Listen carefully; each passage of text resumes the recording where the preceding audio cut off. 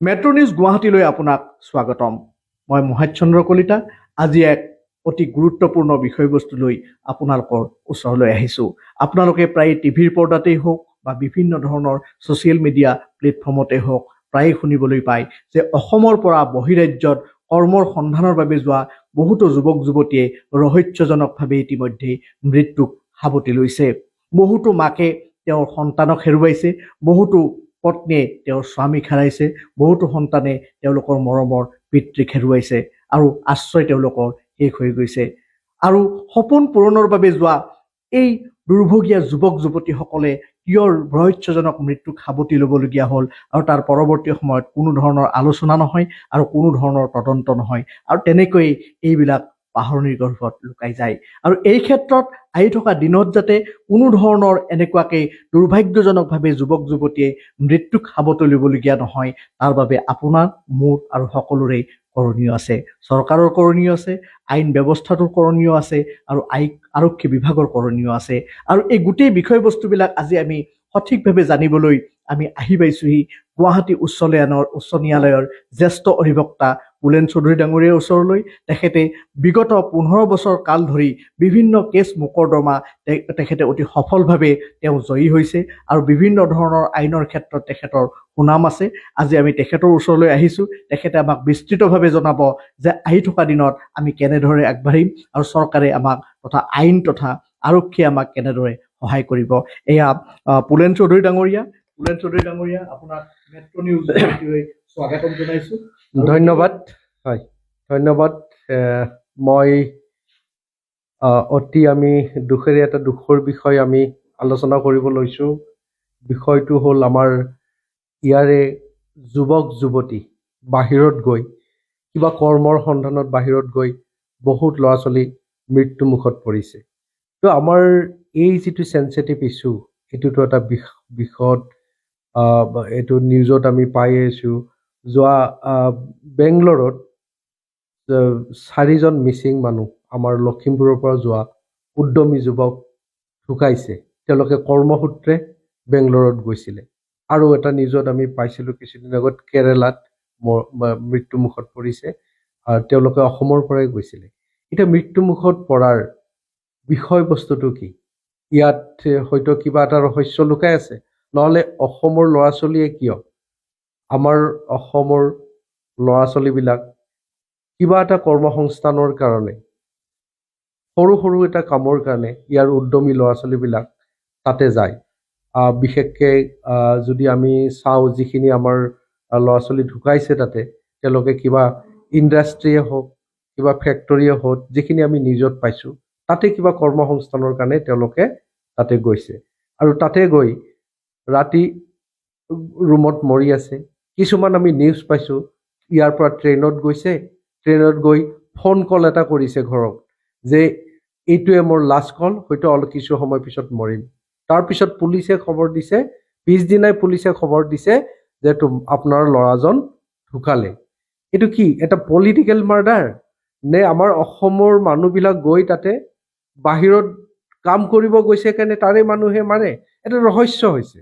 এইটো গভমেণ্টে এটা অনুসন্ধান কৰাটো উচিত আছিলে। এতিয়া আমি আইনৰ দৃষ্টিত যদি চাওঁ, আৰ্টিকল 21 কি কয়? Right to life and personal liberty. তো আমি আমাৰ এটা আইনে আমাক দি দিছে, আমি য'ত গৈ হ'লেও আমি কাম কৰিব পাৰোঁ। ইয়াত আমাৰ লিবাৰ্টি আছে, আমাৰ ৰাইট আছে, আমাৰ লাইফৰ প্ৰটেকশ্যন এটা আৰ্টিকল 21 মতে আমাক গভমেণ্টে এইটো ধৰি বান্ধি দিছে। গভমেণ্টে ইয়াত আমাক প্ৰটেকশ্যন দিবই লাগিব। আমাকতো এনেই এৰি দিব নোৱাৰে।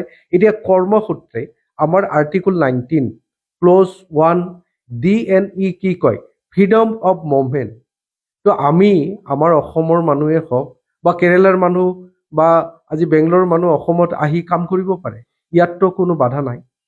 আমি ইণ্ডিয়ান হয়, আমাৰ যিকোনো ল'ৰা ছোৱালী, আমাৰ ইয়াত বহুত ল'ৰা ছোৱালী বেংগলোৰত গৈছে, পঢ়িব গৈছে, দিল্লীত গৈছে, আমাৰ কেৰেলাত আছে, বিভিন্ন ধৰণৰ কাম কৰ্মসূত্ৰে কেৰেলাত। মই ভাবোঁ ইয়াত সৰু সৰু কিছুমান কৰ্মৰ সূত্ৰে, যিহেতু অসমতো আমাৰ অসম গভমেণ্টে বহুত কৰিছে, কিছুমান এই এনেকে সৰু লঘু উদ্যোগেই হওক, ইণ্ডাষ্ট্ৰিয়ে হওক, আমাৰ ইয়াৰ উদ্যমী ল'ৰা ছোৱালীবিলাক য'ত নেকি তেখেতসকলে এটা ভাল কৰ্মসংস্থান ইয়াত হয়তো পোৱা নাই, তেওঁলোকে এটা 2 পইচা পোৱাৰ ক্ষেত্ৰত তেওঁলোকে তাতে গৈ কামৰ উদ্দেশ্যে গৈছে, আৰু ঘপকে ঘৰৰ মানুহে খবৰ পাইছে যে তোমাৰ ল'ৰাটো মৰি আছে। কি যে চেঞ্চিটিভ ইছ্যু, আৰু এইটো সঘনাই হৈ আছে।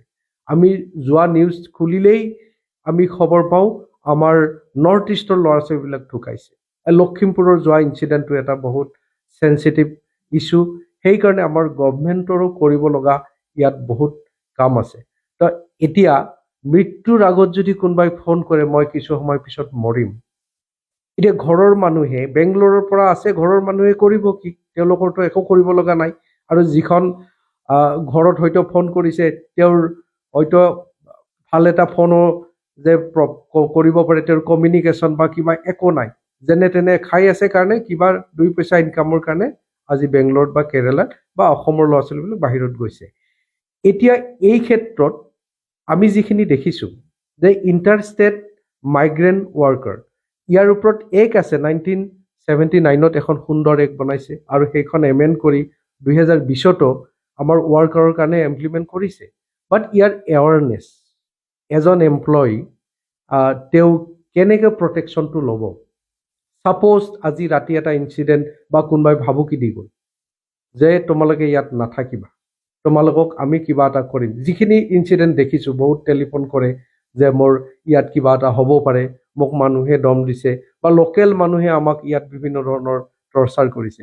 এই ক্ষেত্ৰত মই ভাবোঁ যে এনেকুৱা ক্ষেত্ৰত গভমেণ্টে যদি এটা পৰ্টেল নিয়োগ কৰে, গভমেণ্টে আমাকতো প্ৰটেকশ্যন দিবই লাগিব, এমপ্লয়ীখিনিকতো প্ৰটেকশ্যন দিব লাগিব। As a Indian, the article বা আমাৰ সংবিধানে দিয়া যিটো আমাৰ প্ৰটেকশ্যন, সেইটোতো গভমেণ্টে দিবই লাগিব, সেইটোতো দায়িত্ব। আৰু এই ক্ষেত্ৰত যদি গভমেণ্টে এটা সুন্দৰভাৱে প্ৰতিটো ষ্টেটত, আজি অসমতে যদি কোনোবা এজন মানুহে আহে, বহুত অসমতো নহয়, নোহোৱা নহয়, অসমতো 2-এটা এনেকুৱা ইনচিডেণ্ট হৈছে, বাহিৰৰ মানুহ আহি ইয়াত হৈছে। এতিয়া ৰাতি এজন ছোৱালী মানুহ ৰাস্তাত গৈ আছে, 4জন ল'ৰাই আগুৰি ধৰিলে, তেতিয়া কিবা এটা হ'ব পাৰে। দ্য এণ্ড মুভমেণ্ট কি কৰিব? এইটোৰো এটা মই ভাবোঁ এটা এনেকুৱা এটা পৰ্টেল উলিয়াব লাগে, চবকে এৱাৰনেছ কৰিব লাগে, যাতে অন্তত সেই সময়খিনিত বা এটা পৰ্যায়ত তেওঁলোকে পৰ্টেলত আপলোড দিব পাৰে বা ডাইৰেক্টলি কল কৰিব পাৰে। আৰু প্ৰতিটো গভমেণ্টে, নট অনলি আছাম চৰকাৰ, আউটছাইড অফ আদাৰ ষ্টেট অলছ', তেওঁলোকে এটা পৰ্টেলৰ জৰিয়তে যে ইমিডিয়েট কিবা এটা খবৰ পালে যাতে ইমিডিয়েট একশ্যন এটা ল'ব পাৰে। এটা ৱেবছাইট খুলি, পৰ্টেল খুলি, বা তাৰ এগেইনষ্টে যদি প্ৰত্যেক চৰকাৰে এটা নডেল অফিচাৰ নিয়োগ কৰে, যে প্ৰতিটো ষ্টেটে নহয় প্ৰতিটো ডিষ্ট্ৰিক্টতে, যে যদি এৱাৰনেছ, ধৰক সেই পৰ্টেলটো বা এৱাৰনেছটো জাগাই জাগাই যদি ক'ৰবাত প্ৰিণ্ট আউট কৰি দিয়ে, এনি ইমাৰ্জেঞ্চি কল হিয়াৰ, তো তেতিয়া কি হ'ব, অন্তত আমাৰ নৰ্থ ইষ্ট বা অসমৰ পৰা যিখিনি বাহিৰত গৈ এই ইনচিডেণ্টবিলাক হৈ আছে, তেওঁলোকে এটা লাষ্ট পৰ্যায়ত সহায় হিচাপে আজিকালি মোবাইলটো হাতে হাতে, অন্তত যেনেকৈ আমি জানো যে পুলিচৰ সহায় ল'ব লাগে 100 ডায়েল কৰিব লাগে, তো ঠিক তেনেকৈ এইটো আমাৰ কমন হৈছে, চবেই এৱাৰনেছ আছে।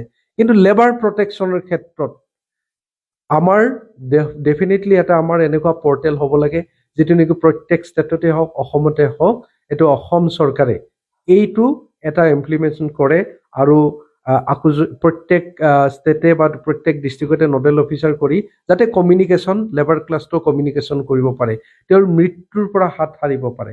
আৰু তেতিয়া লগে লগে তেওঁ নাজানিব পাৰে, তেওঁৰ যদি কিবা এটা হয় ক'ত যাব, তেতিয়া ডেফিনেটলি লোকেশ্যন চাই আমাৰ সেনেকুৱা ছিষ্টেম যদি আছে, ক'ৰ পৰা কল কৰিছে, ক'ত আছে মানুহজন, ডেফিনেটলি পুলিচ প্ৰশাসনৰ লগত যোগাযোগ কৰি তেওঁক ৰেস্কিউ কৰি লগে লগে সেইমতে প্ৰটেকশ্যন দিব পাৰে। আৰু এনেকুৱা ছাডেন ডেথ যিটো আমি নিউজত পাই আছোঁ, যিটো আকস্মিক মৃত্যু, এইটোৰ পৰা আমাৰ হাত সাৰাৰ বোধহয় এনেকুৱা ধৰণৰ উপায় আমি কৰিব পাৰোঁ।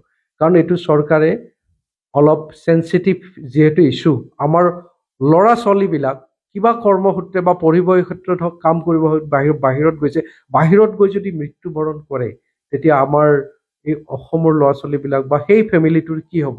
আৰু যদি সেনেকুৱা যিখিনি হৈছে, অসম চৰকাৰেই হওক বা য'ত যি ঘটনাবিলাক হৈছে, বেংগলোৰ বা কেৰেলাত হওক, তাৰে চৰকাৰৰ এটা উচিত ক্ষতিপূৰণ দিয়াৰ লগতে আৰু মৃত্যু যাতে নহয় তাৰ আগত যাতে ছেফগাৰ্ড হয় এটা ডেফিনেটলি এনেকুৱা পৰ্টেল এটা পাব্লিছ কৰিব লাগে যাতে তেওঁলোকে এটা সুৰক্ষা পায়, আইনৰ সুৰক্ষা এটা পায়। এইখিনিয়ে মোৰ ক'ব লগা।